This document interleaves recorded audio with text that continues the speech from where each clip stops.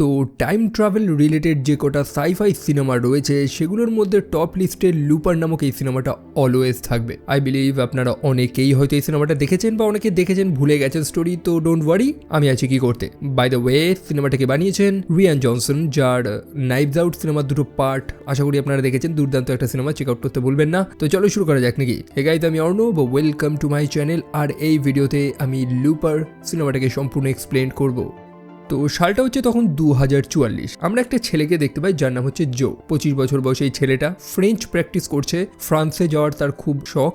তো একটা ক্ষেতের মধ্যে বন্দুক নিয়ে এসে দাঁড়িয়ে রয়েছে, যেন কিছুর জন্য অপেক্ষা করছে। সময় কাটতেই অপেক্ষার প্রহর শেষ হয় এবং আচমকা একজন মানুষ, যার হাত পাত বাঁধা, মুখটাও ঢাকা, সে উদয় হয়। জো তাকে গুলি মেরে হত্যা করে দেয়।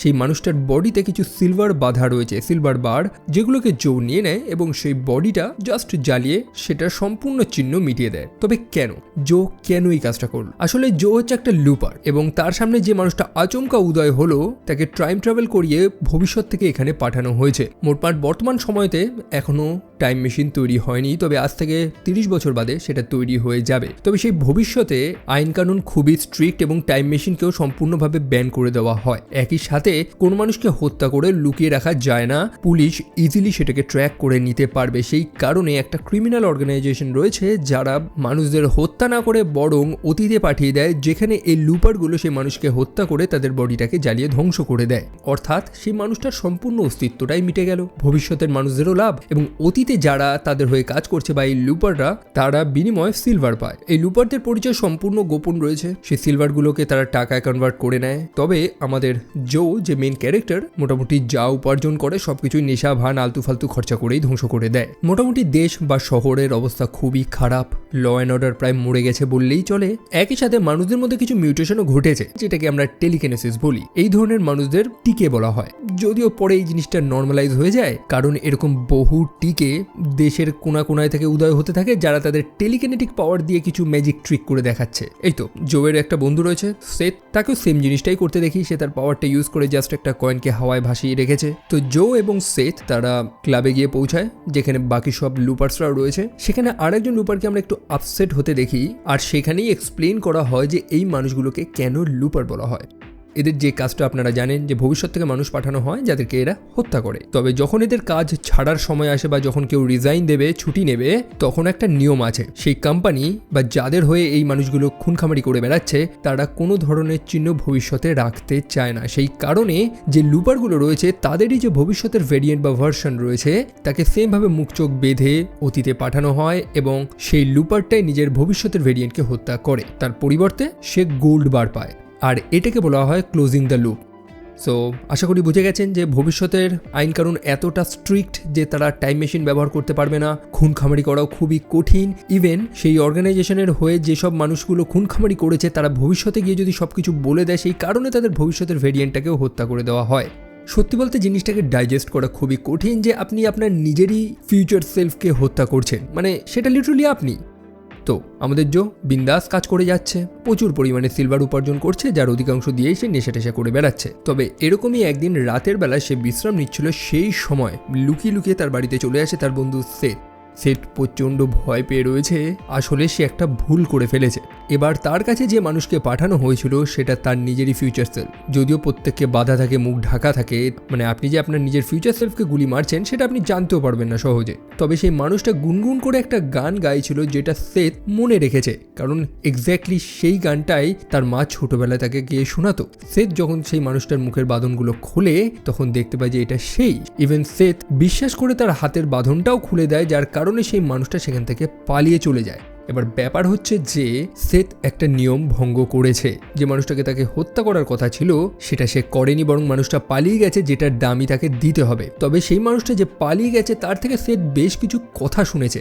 ভবিষ্যতে এক নতুন বস আসবে যার নাম হচ্ছে রেইন মেকার, মোটামুটি যাকে গোটা দুনিয়া ভয় পাবে, সম্পূর্ণ আন্ডারওয়ার্ল্ডটাকে সে চেঞ্জ করে দেবে এবং সেই নাকি প্রত্যেকটা লুপকে বন্ধ করার চেষ্টা করছে। প্রত্যেকটা লুপ অর্থাৎ বর্তমানে যে লুপারগুলো রয়েছে তাদের ফিউচার সেলফগুলোকে খুঁজে খুঁজে খুঁজে পাঠাচ্ছে হত্যা করার জন্য। বোঝা গেল?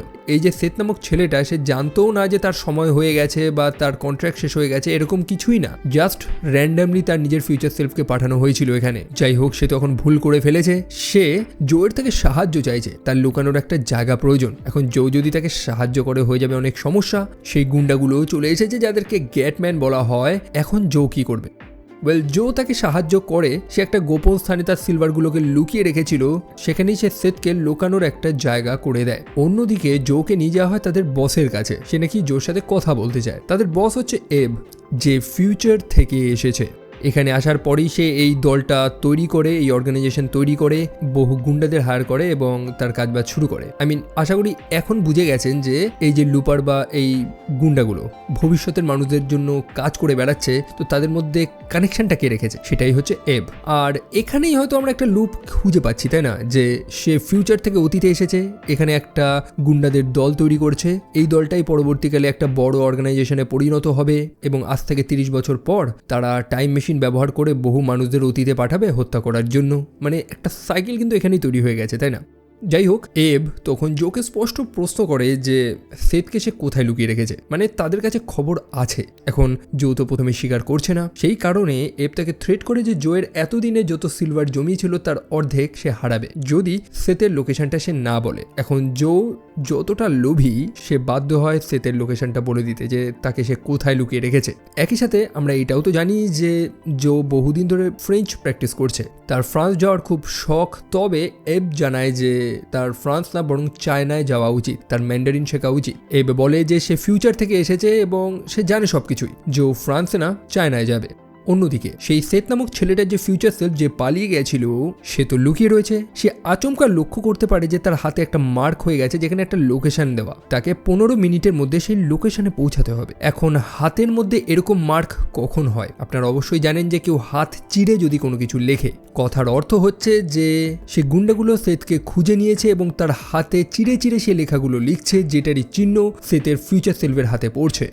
অবভিয়াসলি আপনার গায়ে এই মুহূর্তে কোনো ক্ষত লাগলে সেই চিহ্নটা তো আপনার বুড়ো বয়স অব্দিও থাকবে, তাই না? যাই হোক, সেথ সে তো বুঝতে পেরেছে যে তার অতীতের ভার্সনের সাথে খুব খারাপ কিছু হচ্ছে। সে তৎক্ষণাৎ সেই লোকেশনে পৌঁছানোর চেষ্টা করে। তবে সময় যত কাটতে থাকে, সে লক্ষ্য করে যে তার শরীরের একটার পর একটা অঙ্গ মিসিং। এই যেমন হাতের আঙ্গুল, তার নাকের সামনের অংশটুকুনি, তার পা গায়েব হয়ে যাচ্ছে, তার হাত গায়েব হয়ে যাচ্ছে। অর্থাৎ সেই অতীতের সেথের উপরে চরম অত্যাচার হচ্ছে, টর্চার হচ্ছে। অবশেষে সেই বৃদ্ধ ফিউচারের সেথ সে হামাগুড়ি দিতে দিতে সেই লোকেশনে এসে পৌঁছায় এবং একজন মানুষ তাকে গুলি মেরে হত্যা করে দেয়।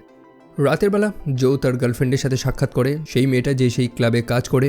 জো তার মনের দুঃখটা জানায় যে সে টাকার লোভে, এই টাকা বলতে সিলভারের লোভেই সে তার বন্ধুকে মৃত্যুর দিকে ঠেলে দিয়েছে। তার মধ্যে একটা রিগ্রেট কাজ করছে। তবে কিছু করার তো নেই, তাকে তার কাজ চালিয়ে যেতে হবে। ফিউচার থেকে আরেকজন মানুষ আসবে যাকে সে গুলি মারবে। তবে এবার ঘটে গেছে এক কাণ্ড। এবার যে মানুষটা এসেছে তার হাত পা বাঁধা নেই। সেথ কিছু সময়ের জন্য শকড হয়ে যায়। তারপর সে যখন গুলি চালানোর চেষ্টা করে, তখন সেই মানুষটা উল্টো ঘুরে যায়, কারণ তার পিঠের মধ্যে সব গোল্ড বারগুলো আটকানো রয়েছে, যেটাতে গুলিটা লাগে বলে মানুষটার কিছুই হয় না, বরং মানুষটা পাল্টা উঠে এসে জোকে পিটিয়ে নকডাউন করে দেয়। মোটমাট সন্ধেবেলা সেই ফিল্ডেই জোর আবার হুঁশ আসে। সে লক্ষ্য করে যে তার গায়ে একটা কাগজ রয়েছে, যেখানে একটা বার্তা লেখা রয়েছে, তাকে পালাতে বলা হচ্ছে, একটা ট্রেন ধরে পালাতে। অবশ্যই সেই মানুষটা যে তাকে অজ্ঞান করেছে সেই এই কথাটা বলেছে। তবে সেই মানুষটা গেল কোথায়? অন্যদিকে অনেক লেট হয়ে গেছে। সেই গুন্ডাগুলো তো খবর পেয়ে গেছে যে জো তার কাজটা করতে ব্যর্থ হয়েছে। ব্যর্থ বলতে সেটা কোনো র্যান্ডাম মানুষ তো না, যে মানুষটা ফিউচার থেকে এসেছিল সেটা জোয়েরই ফিউচার ভার্সন। সেই কারণেই তো তার কাছে গোল্ড বারগুলো ছিল। জো যখন লুকিয়ে তার অ্যাপার্টমেন্টে গিয়ে পৌঁছায়, সেখানে অলরেডি গুন্ডাগুলো উপস্থিত ছিল, যাদের সাথে জোয়ের একটা হাতাহাতি হয়ে যায়। মোটমাট জোকে যদি তারা হত্যা করে দেয়, তাহলে তার ফিউচার ভার্সনটাও মরে যাবে, এক ঢিলে দুপাখি হয়ে যাবে। তো সেখানেই ধস্তাধস্তি লড়াইয়ের দরুন জো তার অ্যাপার্টমেন্টের সেই উপর থেকে নিচে পড়ে যায়। একটা অ্যাক্সিডেন্ট ঘটে, আর তারপর সবকিছু ব্ল্যাক আউট হয়ে যায়। তো এই অবধি জোয়ের একটা গল্প চলছিল। কি হলো সেটা আপনারা বুঝেছেন। তবে জো যদি সেই মানুষটাকে গুলি মেরে দিত তৎক্ষণাৎ, অর্থাৎ অপেক্ষা না করেই সেই মানুষটা আসার সাথে সাথে সে যদি বন্দুকের ট্রিগারটা প্রেস করে দিত, তাহলে তার ফিউচারটা কি হতো? অর্থাৎ আমরা একটা অল্টারনেট রিয়ালিটি এবার দেখছি। জো সেই মানুষটাকে হত্যা করে দিত এবং তার পরিবর্তে অনেকগুলো সোনা পেয়ে যেত, প্রচুর টাকা সে পেয়ে যেত। তারপর সে তার বাকি স্বপ্নগুলো পূরণ করত। কিন্তু এবার সে ফ্রান্সে যায়নি, সে গেছে চায়নাতে। এব সত্যি কথাই তো বলেছিল যে সে ফ্রান্সে না চায়না মেলাতে যাবে আর সেটাই হয়েছে। সেখানে গিয়ে জো গ্যাং জয়েন করে, একটার পর একটা ক্রিমিনাল অ্যাক্টিভিটি করতে থাকে আর এইভাবেই তার বয়স বাড়তে থাকে। এরকমই একদিন নিজের কাজ করার দরুন জো একটা মেয়েকে দেখতে পায় এবং সেই মেয়েটাকে তার বেশ পছন্দ হয়েছে আর ভবিষ্যতে তার সাথেই জোয়ের বিয়ে হয়। সকালবেলা জো ঘুমাচ্ছিল এবং তার স্ত্রী ঘুম থেকে উঠে পড়েছে। পাশে টিভিতে একটা নিউজ চলছিল যেখানে রেইনমেকার নামক সেই মানুষটার মেনশন করা হচ্ছে। যদিও চাইনিজ ভাষা কিছু বলা হচ্ছিল যেটা আমি জানি না, তবে রেইনমেকারের ব্যাপারে আমরা সেতের থেকে যেটুকুনি জানতে পেরেছি যে সে হচ্ছে একটা বড় সড়ো কোনো গুন্ডা যে সম্পূর্ণ এই আন্ডারওয়ার্ল্ড জগৎটাকেই পরিবর্তন করে দেবে। তো কিছু সময় পরে জো তো ঘুম থেকে ওঠে, সে তার হাতে একটা র্যান্ডম নাম্বার লক্ষ্য করতে পারে। কি সেটা নয় আমরা পরে জানবো। আর সেই মুহূর্তে বেশ কিছু গুন্ডা সেখানে চলে আসে যারা জোকে সেখান থেকে নিয়ে যেতে এসেছে। কারণ যেমনটা জানেন যে জো অতীতে একটা লুপার ছিল এবং সেই ক্রিমিনাল সংগঠন তাদের কোনো চিহ্ন রাখতে চায় না। একই সাথে সেই রেইনমেকার নামক সেই মানুষটা সব লুপারদের হত্যা করে বেড়াচ্ছে। তো জোয়ের বেঁচে থাকার তো আর কোনো চান্স নেই, তাকে নিয়ে যাওয়া হচ্ছে। তার হাত মুখ ভালো মতন বেঁধে তাকে টাইম মেশিনে সেই অতীতে পাঠিয়ে দেওয়া হবে যেখানে জো তার নিজেরই ভেরিয়েন্টকে হত্যা করবে, যেমনটা হওয়ার কথা ছিল। তবে জো সেখানে মারপিট করে নিজের বাঁধনটা খোলে, প্রত্যেকটা গুন্ডাকে হত্যা করে দেয় এবং বেশ কিছু গোল্ড বার নিয়ে সেই টাইম মেশিনের মধ্যে ঢুকে পড়ে। আর সেখান থেকেই সে টাইম ট্রাভেল করে অতীতে চলে যায়। আর তার পরের গল্প আমরা দেখলাম যে 25 বছর বয়সী জো তার নিজেরই ফিউচার সেলফের চোখে চোখ রাখার পর কিছু সময়ের জন্য থমকে যায়, যার কারণে তার ফিউচার ভেরিয়েন্ট পালানোর সুযোগটা পেয়ে যায়। তো আমি এখন ফিউচারের যে জো রয়েছে তাকে ওল্ড জো বলে রাখবো এবং ইয়ং জোকে ইয়ং জো বলেই রাখবো। তো ওল্ড জো ইয়ং জোকে তো সাবধান করেছিল যে একটা ট্রেন ধরে পালাতে, তবে সে তো সেটা করে না, বরং নিজের অ্যাপার্টমেন্টে চলে যায় যেখানে তার সব সিলভারগুলো লোকানো রয়েছে। মানে যেমনটা জানি যে সে খুব লোভী এবং সেই সিনটাও তো দেখেছিলাম যে লড়াই করার দরুন সে তার অ্যাপার্টমেন্ট থেকে নিচে পড়ে গেছিল উপর থেকে, তখন ওল্ড জো হেল্প করেছিল তাকে এবং ইয়ং জোকে একটা নিরাপদ স্থানে নিয়ে চলে যায়। অন্যদিকে তাদের বস অর্থাৎ এব সে তো লোকজন পাঠাচ্ছে, একদম ব্যস্ত হয়ে গেছে। সেই গুন্ডাদের দলে একজন রয়েছে যার নাম হচ্ছে কিড ব্লু। সে হচ্ছে চরম অপদার্থ, কোনো কাজটাই সে ঠিক মতন করতে পারে না। এই যেমন জোকে খুঁজে আনার কাজ দেওয়া হয়েছিল তাকে, যেটাতে সে ব্যর্থ হয়েছে, মানে জোয়ের কাছে উদ্যম কেলান খেয়েছিল সে, সেই কারণেই তার বস তাকে অপদার্থই মনে করে, তবে সে নিজেকে প্রমাণ করতে চায়।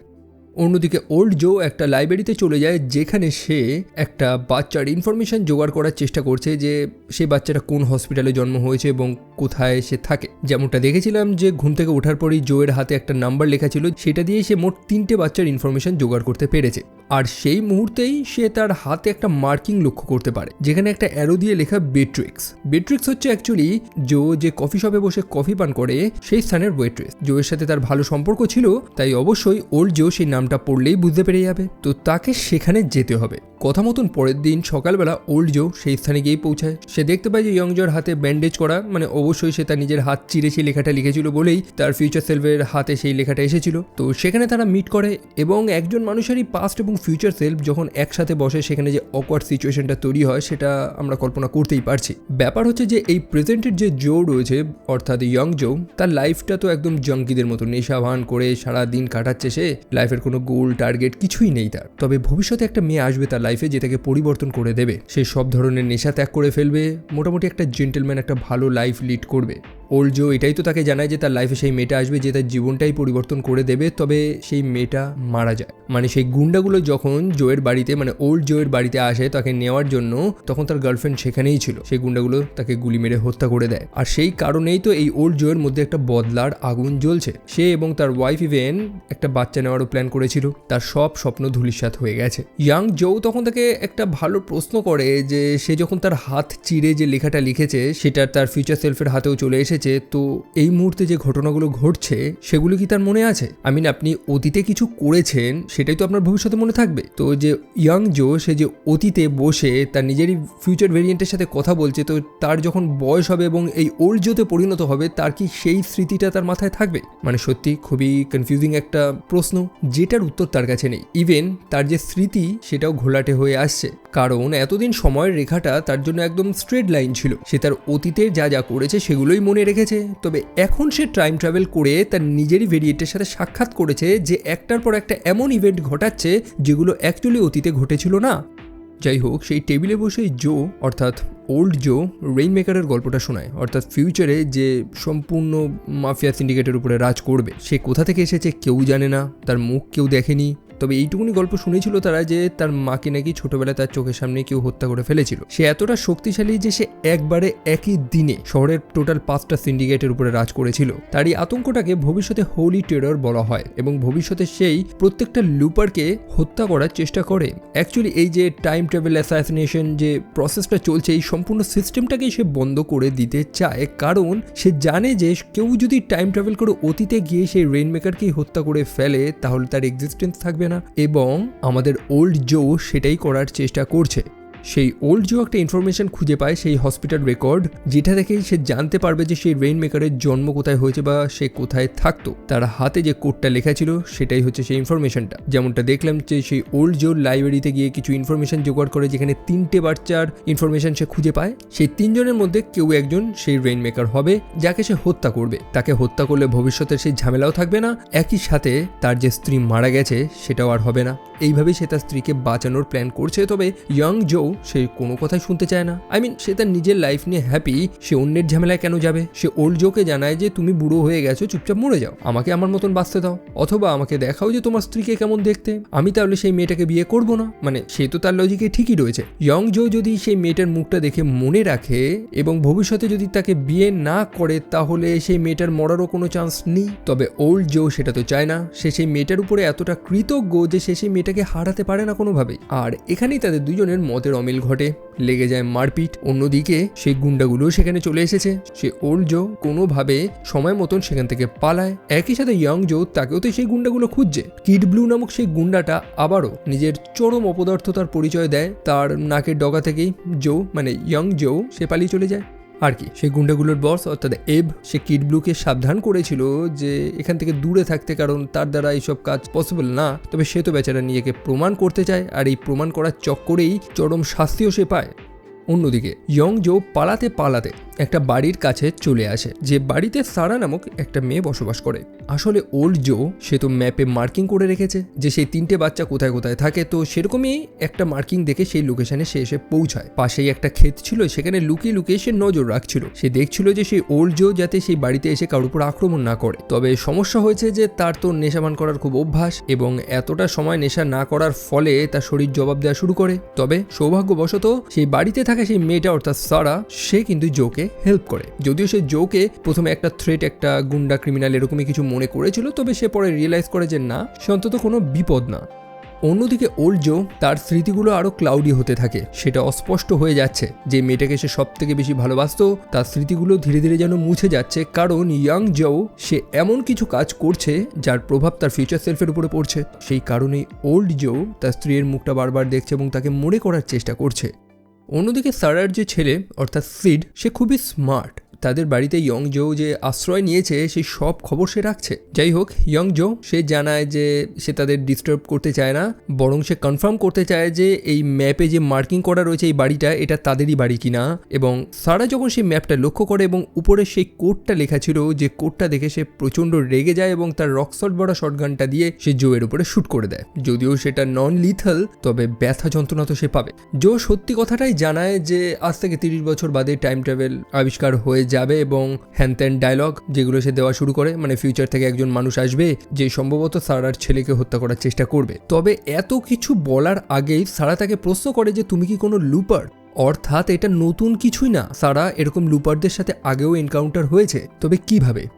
আসলে এরকম লুপার এর আগেও এসেছে সারার ছেলেকে হত্যা করার জন্য, এবং যে কোডটা দেখে সারা প্রচণ্ড রেগে গিয়েছিল এবং ভয়তে গুলি চালিয়ে দিয়েছিল, সেই কোডটাতে অ্যাকচুয়ালি তার ছেলে অর্থাৎ সিডের জন্ম তারিখ এবং যে হসপিটালে সে জন্মেছিল সেটা জিপ কোড রয়েছে। তবে সেই দিন সেই হসপিটালে শুধু সারার ছেলে না, আরও 2টো বাচ্চাও তো জন্মেছিল, অর্থাৎ তারাও বিপদে আছে। যেমনটা দেখেছিলাম যে ওল্ড জো 3টে বাচ্চার ইনফরমেশন জোগাড় করেছিল, তো সে চলে যায় আরেকটা বাচ্চার বাড়িতে এবং তাকে হত্যা করে দেয়। সত্যি বলতে সে এরকম কঠোর স্টেপ তো নিতে চেয়েছিল না, সে রিগ্রেট করছে, তবে তার স্ত্রীকে ফেরত পাওয়ার জন্য সেইটা করছে।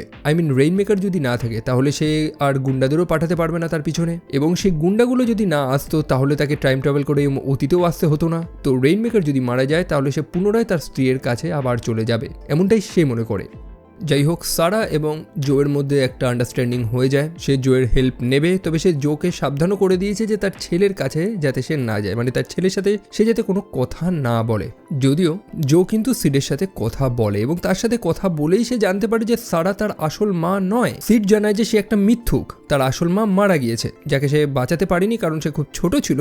তবে সারা তার আসল মা নয়। এই ব্যাপারটা জানার পর জো সারাকে প্রশ্ন করে যে তার ছেলে এই কথাগুলো বলেছে। সারা জানায় যে তার বয়স যখন 22 ছিল তখন সিডের জন্ম হয় এবং সে তার বাচ্চার জন্য তার কেরিয়ারটা ধ্বংস করতে চাইছিল না, সেই কারণেই সে সিডকে তার বোনের কাছে ছেড়ে দিয়ে গেছিল। পরবর্তীকালে তার বোন মারা যায়, যার কারণেই সারা ফিরে আসে। তো সিড যাকে তার নিজের মা মনে করছিল সেটা অ্যাকচুয়ালি সারার নিজেরই বোন। তবে ব্যাপার হচ্ছে যে সিড কোনো মতেই মানতে নারাজ যে সারা তার নিজেরই মা। ইভেন সে কখনো কখনো উগ্র হয়ে যায় যখন সারা তাকে একটু বকাঝকা করে। সিড বলতে থাকে যে তুমি আমার আসল মা না, তুমি আমাকে বকাঝকা করবে না। আর এইটা নিয়ে সে এমন জোরে চেঁচাতে থাকে তখন সারা দৌড়ে একটা সেফের মধ্যে লুকিয়ে পড়ে। জিনিসটা দেখতে খুবই অদ্ভুত না যে একটা বাচ্চার চেঁচানো শুনে সারা গিয়ে চুপচাপ লুকিয়ে পড়লো। যাই হোক, পরের দিন তাদের বাড়িতে এক অচেনা অতিথি এসেছে, অর্থাৎ সেই একজন গ্যাং মেম্বার যাদেরকে গ্যাটম্যান বলা হয়। সেই ছেলেটার নাম হচ্ছে জেসি, যাকে কিন্তু জো চেনে।